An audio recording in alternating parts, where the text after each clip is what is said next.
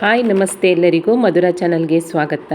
ಇನ್ನೇನು ಮಾವಿನಕಾಯಿ season start ಆಗ್ತಾ ಇದೆ. ಅದಕ್ಕೋಸ್ಕರ ಇವತ್ತೊಂದು ತುಂಬಾ ರುಚಿಕರವಾಗಿರುವಂತಹ ಮಾವಿನಕಾಯಿ ಚಿತ್ರಾನ್ನ ರೆಸಿಪಿಯನ್ನು ನಿಮ್ಮ ಜೊತೆ ಶೇರ್ ಮಾಡ್ತಾ ಇದ್ದೀನಿ. ಬನ್ನಿ ನೋಡೋಣ ಹೇಗೆ ಮಾಡೋದಂತ. ಮೊದಲಿಗೆ ನಾನು ಸ್ಟವ್ ಮೇಲೆ ಒಂದು ಬಾಣಲೆಯನ್ನು ಇಟ್ಕೊಂಡ್ಬಿಟ್ಟು ಇದಕ್ಕೆ ಒಂದು 2 ಟೇಬಲ್ ಸ್ಪೂನ್ ಆಗುವಷ್ಟು ಎಣ್ಣೆಯನ್ನು ಸೇರಿಸ್ಕೊಳ್ತಾ ಇದ್ದೇನೆ. ಎಣ್ಣೆ ಚೆನ್ನಾಗಿ ಕಾದ ನಂತರ ಒಂದು 3 ಟೇಬಲ್ ಸ್ಪೂನ್ ಆಗುವಷ್ಟು ಕಡಲೆಕಾಯಿ ಬೀಜವನ್ನು ಸೇರಿಸ್ಕೊಂಡ್ಬಿಟ್ಟು ಸ್ವಲ್ಪ ರೋಸ್ಟ್ ಆಗೋ ತನಕ ಇದನ್ನು ಫ್ರೈ ಮಾಡ್ಕೊಳ್ತಾ ಇದ್ದೇನೆ. ಕಡಲೆಕಾಯಿ ಬೀಜ ಸ್ವಲ್ಪ ಫ್ರೈ ಆದ ನಂತರ ಇದಕ್ಕೆ 1 ಟೇಬಲ್ ಸ್ಪೂನ್ ಆಗುವಷ್ಟು ಸಾಸಿವೆ, 1 ಟೇಬಲ್ ಸ್ಪೂನ್ ಆಗುವಷ್ಟು ಜೀರಿಗೆ, ಒಂದು ಅರ್ಧ ಟೇಬಲ್ ಸ್ಪೂನ್ ಆಗುವಷ್ಟು ಕಡಲೆಬೇಳೆ, ಹಾಗೆ ಒಂದು ಅರ್ಧ ಟೇಬಲ್ ಸ್ಪೂನ್ ಆಗುವಷ್ಟು ಉದ್ದಿನಬೇಳೆ ಸೇರಿಸ್ಕೊಂಡ್ಬಿಟ್ಟು ಇವೆಲ್ಲವನ್ನು ಚೆನ್ನಾಗಿ ಹುರ್ಕೊಳ್ತೀನಿ.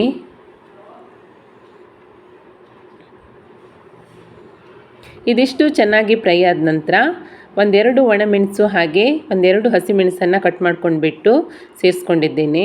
ಸ್ವಲ್ಪ ಕರಿಬೇವಿನ ಸೊಪ್ಪು, ಮಾವಿನಕಾಯಿ ಹುಳಿ ಇರೋದ್ರಿಂದ ಒಂದು ಸ್ವಲ್ಪ ಇಂಗು,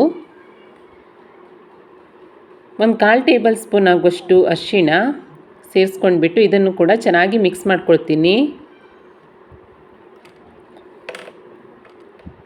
ನಂತರ ಇದಕ್ಕೆ ಒಂದು ಮಾವಿನಕಾಯಿಯನ್ನು ತುರಿದ್ಬಿಟ್ಟು ಸೇರಿಸ್ಕೊಳ್ತಾ ಇದ್ದೇನೆ. ರುಚಿಗೆ ತಕ್ಕಷ್ಟು ಉಪ್ಪು,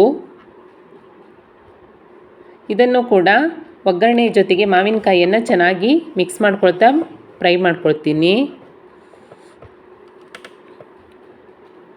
ಒಂದು 2 ರಿಂದ 3 ನಿಮಿಷ ಚೆನ್ನಾಗಿ ಫ್ರೈ ಮಾಡಿಕೊಂಡ್ರೆ ಮಾವಿನಕಾಯಿ ಕೂಡ ಒಗ್ಗರಣೆ ಜೊತೆಗೆ ಚೆನ್ನಾಗಿ ಮಿಕ್ಸ್ ಆಗಿ ಫ್ರೈ ಆಗುತ್ತೆ. ನಂತರ ಇದಕ್ಕೆ ನಾವು ರೆಡಿ ಮಾಡಿ ಇಟ್ಕೊಂಡಿರುವಂತಹ ಅಥವಾ ರಾತ್ರಿ ಉಳಿದಿರುವ ಅನ್ನವನ್ನು ಕೂಡ ಸೇರಿಸ್ಕೊಂಡು ನೀವು ಮಾಡ್ಕೊಳ್ಬಹುದು. ನಂತರ ಕೊನೆಯಲ್ಲಿ ಚಿಕ್ಕದಾಗಿ ಹೆಚ್ಚಿಕೊಂಡಿರುವಂತಹ ಸ್ವಲ್ಪ ಕೊತ್ತಂಬರಿ ಸೊಪ್ಪನ್ನು ಸೇರಿಸ್ಕೊಂಡು ಚೆನ್ನಾಗಿ ಮಿಕ್ಸ್ ಮಾಡಿಕೊಂಡು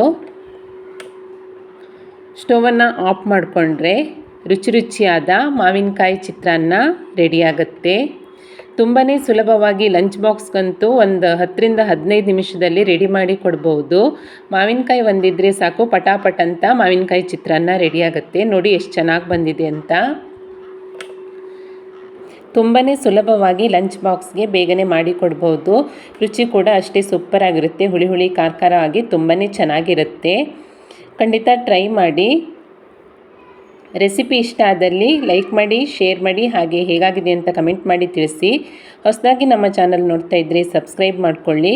ಸಿಗೋಣ ಮುಂದಿನ ರೆಸಿಪಿಯಲ್ಲಿ. Thank you for watching.